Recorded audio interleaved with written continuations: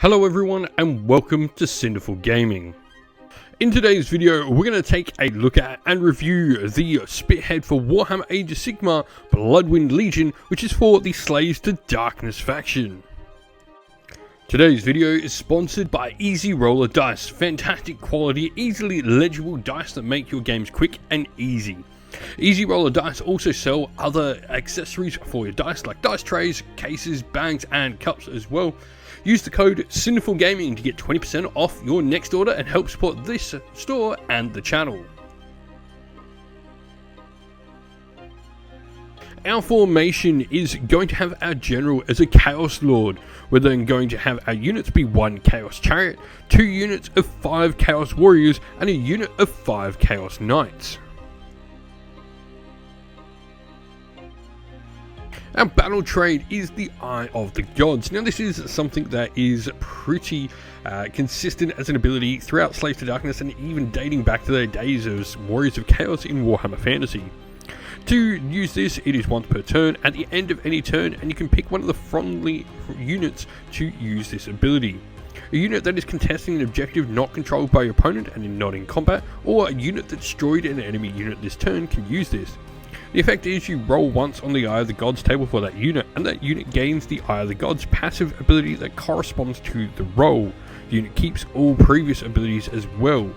If the same unit gains the same ability more than once in the battle, the effects are not cumulative. So you can gain different ones once, but you can't ever stack the same one multiple times. So it's a d6 roll, and the first roll is Snubbed by the Gods, which has no effect.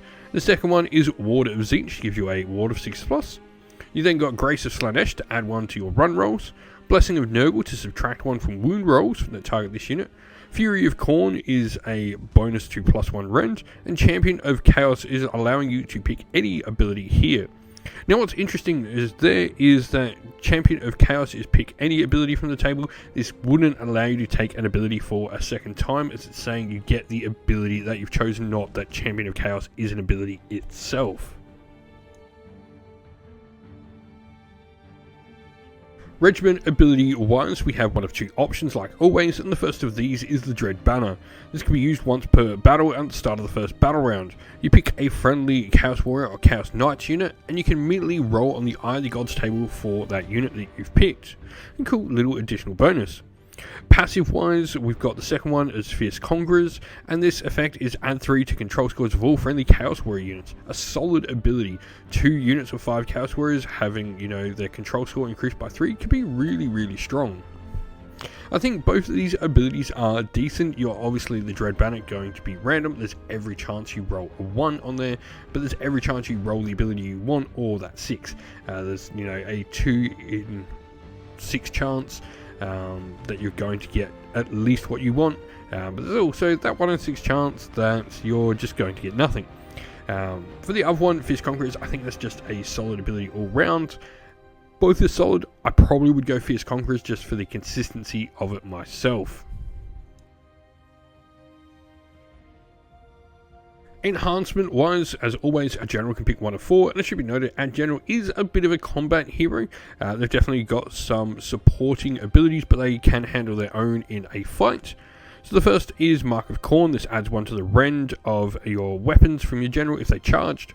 Mark of Tzeentch is once per battle in your movement phase. You can pick a friendly unit on the battlefield and teleport them. Passive wise, Mark of Nurgle, subtract 1 from wound rolls. That is just incredibly good. Wound rolls are always the one you want to put negatives on. Hits, there's plenty of things that are already hitting on 4s and that in the game, but really solid ability. Mark of Nurgle will keep your general alive a lot longer. And then we have Mark of Slaanesh to give strike first.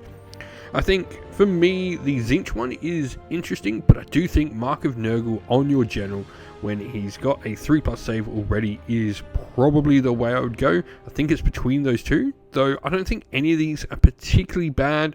Mark of Khorne is conditional. You are only going to get it if you're charging, so it can be turned off really easy, but a sort of 1 character model is going to be a lot easier to make sure you get the charge on. I think it's just lesser than the Mark of Slaanesh. Giving you strikes first, allowing you to get your attacks off, is better than Mark of Khorne. But I probably would be going Mark of Nurgle regardless.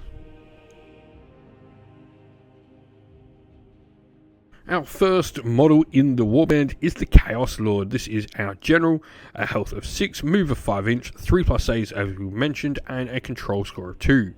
In combat, it hits with its Reaper Blade for 5 attacks, 3s to hit and wound, rend 1, damage 2 with a crit mortal ability.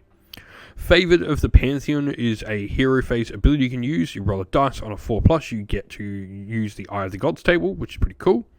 And any combat phase you can use Iron Willed Champion, where you pick a friendly unit wholly within 12 inches of this unit to be the target and roll a dice. You cannot pick this unit, however, and on a 2+, you'll add 1 to hit rolls for attacks made by that target unit this phase. A pretty solid ability to really get some attacks through on some of your warriors. He's pretty nice in a fight himself in Spearhead, and the fact he can just keep rolling on that Eye of the Gods is really cool as well. Our first unit is the Chaos Chariot. This has a 7 health, move of 10, 4+ save, and control score of 2. It's got a decent amount of weapons. All of them are no red, damage 1, but it does put out quite a few attacks. We have 12 attacks in total all over its profile, though some of them are going to be hitting on 4s and 5s. You've got the charge phase ability though, Swift Death, where you can declare this if your unit has charged this phase. You pick an enemy unit 1 inch and roll a die. On a 2+, inflict D3 mortal damage on them. This is a solid enough ability, putting fresh punch out for the unit. It's a war machine keyworded model as well. It's going to be an interesting piece. It's definitely not going to be the hammer or anything like that, but it's got enough attacks in there that it's probably going to worry any sort of light little chaff units or any lone character as well, especially wizards. Next are the Chaos Warriors. They've got 2 health each, a 5-inch move, a 3+ save, and control score of 1. Now their rune etched halberds have 2 attacks each, hitting and wounding on 3s with rend 1 and damage 1. It's a pretty solid profile all round. They're fairly good fighters, both offensively and defensively. Remembering there's a bunch of ways we can get some extra bonuses on them. Just having your Chaos Lord nearby, they'd be hitting on 2s, which really improves those odds. And you also potentially can get a bonus to wound as well. We add 1 to wound rolls for combat attacks made by this unit that target an enemy unit that is contesting an objective you don't control. So there is every chance you can get these guys on 2s and 2s, which is incredibly good. Lastly, in this Spearhead, we have Chaos Knights. 4 health each is really good, especially when paired with that 3+ save. They've got a 10-inch move, so a nice fast moving unit for you, and control score of 1. They've got Cursed Lancers, which have 3 attacks, hitting and wounding on 3s with rend 1, damage 1, and the charge +1 damage ability. So 2 damage each on the charge is nice, and of course a couple of extra attacks from their steeds. Impaling Charge as well means you add 1 to their rend as well when they charge, which is cool, so meaning there'll be rend 2, damage 2 on the charge. Is a really solid little combo. These guys are definitely going to be both the heavy hitters and also an incredible anvil for your force. They can fill pretty much any role you need them to and will do it really well. We hope this video was helpful in getting you started with Warhammer Age of Sigmar Spearhead, and that it was able to give you some ideas and inspiration to start your own force in the game.